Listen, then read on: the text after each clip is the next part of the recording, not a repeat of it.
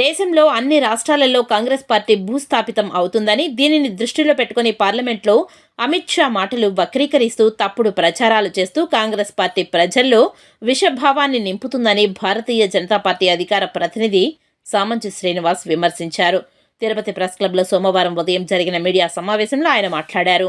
అబద్ధాల కోరు పార్టీగా ఉన్నటువంటి కాంగ్రెస్ పార్టీ నడుపుతున్నటువంటి ఒక రాజకీయ నాటకం, ప్రహసనం, తాము చేసినటువంటి తప్పుల నుంచి గుణపాఠం నేర్చుకోకుండా ప్రజలు ఇచ్చినటువంటి తీర్పు నుంచి పురోభివృద్ధి ఎలా సాధించాలి, అందులో మంచిని ఎలా గ్రహించాలనే విషయాన్ని విస్మరించి ఇవాళ నిజంగానే కాంగ్రెస్ పార్టీకి, కాంగ్రెస్ పార్టీ నాయకులకు డాక్టర్ బిఆర్ అంబేద్కర్ గారి పైన అభిమానము, ప్రేమ, బాధ్యత ఉన్నట్లుగా ఇవాళ అబద్ధాలు వల్లివేస్తుంది. ఒక్కసారి చరిత్రను పరికించి చూస్తే డాక్టర్ బిఆర్ అంబేద్కర్ గారిని పదే పదే అవమానించినటువంటి కాంగ్రెస్ పార్టీ ఇవాళ అంబేద్కర్ గారి యొక్క పేరును రాజకీయ అవసరాల కోసం వాడుకుంటూ పార్లమెంటు వేదికగా అబద్ధాలను చెప్పి ప్రజలను మభ్యపెట్టే ప్రయత్నం చేస్తుంది. నిజంగా మీకు బిఆర్ అంబేద్కర్ గారి పైన గౌరవం ఉంటే కాంగ్రెస్ పార్టీ అధికారంలోకి వచ్చిన ఈ దేశాన్ని సుమారు 40 సంవత్సరాల పాటు పరిపాలించినటువంటి కాంగ్రెస్ పార్టీ ఏనాడు కూడా